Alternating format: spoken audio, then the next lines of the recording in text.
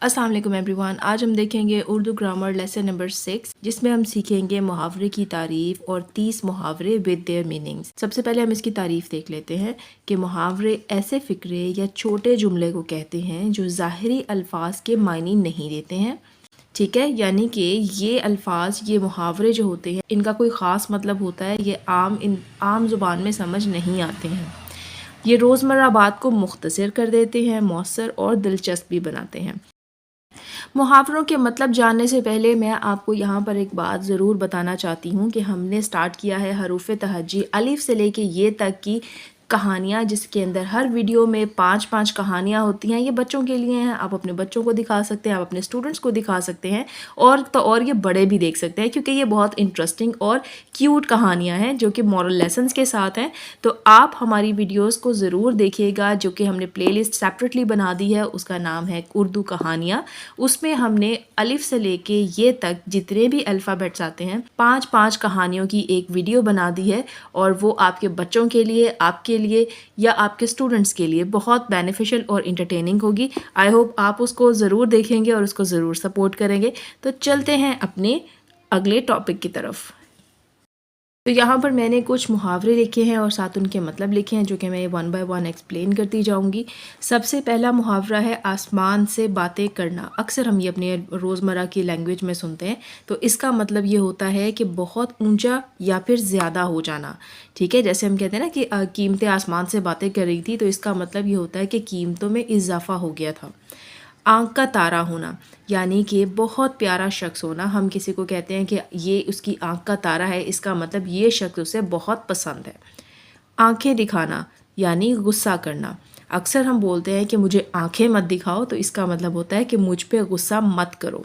ठीक है। आँखों में धूल झोंकना, यानी कि धोखा दे देना। किसी को धोखा देने के लिए अगर हम कोई बात करते हैं या हम बात करें, तो हम इस तरह करते हैं कि उसने उसकी आँखों में धूल झोंक दी, यानी उसने उसे धोखा दे दिया। ठीक है। अब अगला है ऊँट के मुंह में ज़ीरा, यानी कि बहुत ही कम मिकदार होना। ऊँट के मुंह में ज़ीरा होना या बहुत ही कम मिकदार होना किसी भी चीज़ की।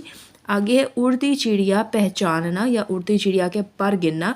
इसको हम रिलेट करते हैं कि बहुत होशियार होना। उड़ती चिड़िया के पर गिन लेता है या उड़ती चिड़िया को पहचान लेता है, इसका मतलब है कि वो बहुत होशियार है। एक कान से सुन के दूसरे से निकाल देना, यानी कि बात को अहमियत ना देना। अक्सर हम कहते हैं कि उसने एक कान से सुनी और दूसरे से निकाल दी, इसका ये मतलब होता है कि उसने बात को अहमियत नहीं दी। हाथ कंगन को आरसी क्या, ये अक्सर हम अपनी लैंग्वेज में यूज़ नहीं करते हैं, क्योंकि ये थोड़ा सा डिफ़िकल्ट होता है। ये बहुत जो उर्दू को जानते हैं वो लोग इस्तेमाल करते हैं। तो इसका ये मतलब है कि वाज़ेह बात जिसको साबित करने की ज़रूरत ही ना हो। ठीक है, मतलब एक पढ़ी लिखी बात इसे हम कहते हैं। ये इसकी एग्जांपल हो गई। हाथ पैर फूल जाना, यानी कि घबरा जाना। मैंने सांप को देखा तो मेरे हाथ पैर फूल गए, यानी कि मैं घबरा गई। हाथ मलते रह जाना, यानी कि मौका खो देना। अली आया और वो जीत के ले गया या इनाम जीत के ले गया, और जो जाहिद है वो अपने हाथ मलते रह गया, यानी कि उसने मौका खो दिया। हाथ हल्का रखना, यानी कि कम खर्च करना। अक्सर हम ये बात जब शॉपिंग करने जाते हैं तो हम यूज़ करते हैं कि अपना हाथ ज़रा हल्का ही रखना, तो इसका मतलब ये होता है कि ज़रा कम ही खर्च करना। हाथ खड़े कर देना, यानी कि हार मान लेना। मेरे हाथ खड़े हैं, यानी कि मैंने हार मान ली है। सर पे चढ़ना, और इसका मतलब है हद से ज़्यादा लाड करना। हम अक्सर कहते हैं कि भाई इसको ज़्यादा सर पे मत चढ़ाओ, तो इसका मतलब ये होता है कि इससे ज़्यादा, इसके साथ हद से ज़्यादा लाड प्यार मत करो। सर खपाना, यानी बहुत मेहनत करना।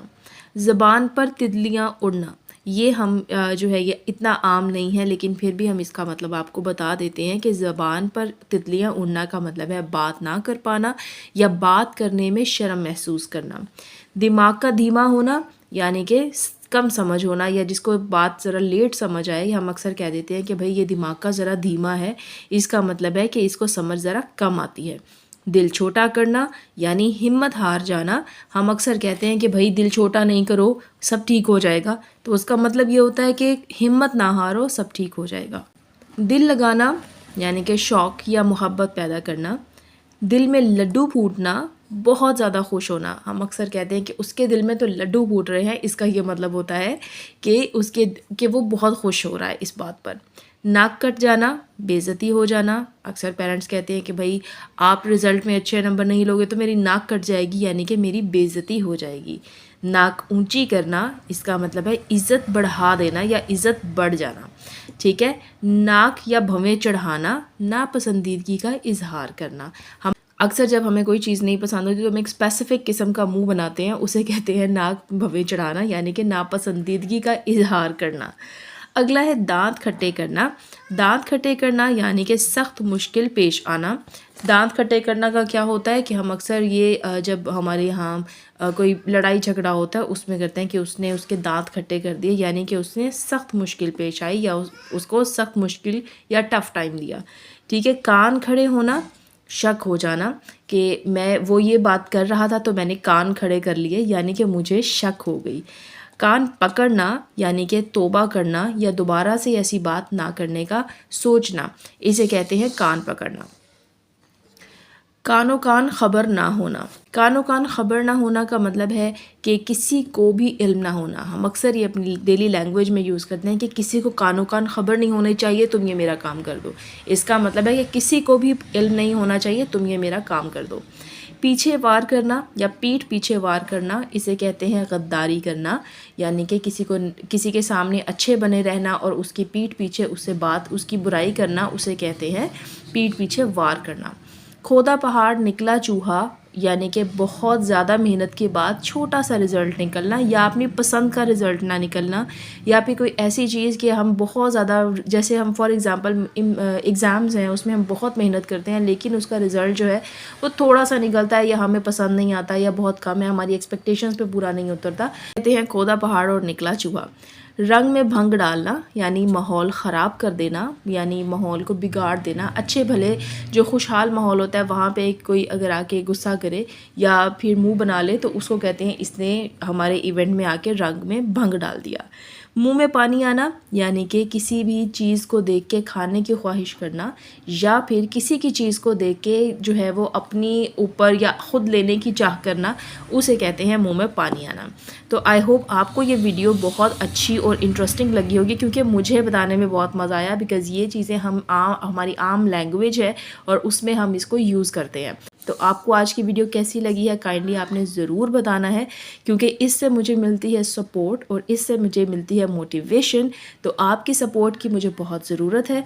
मिलते हैं अगले हफ्ते एक नई वीडियो के साथ। तो टेक केयर, अल्लाह हाफ़िज़।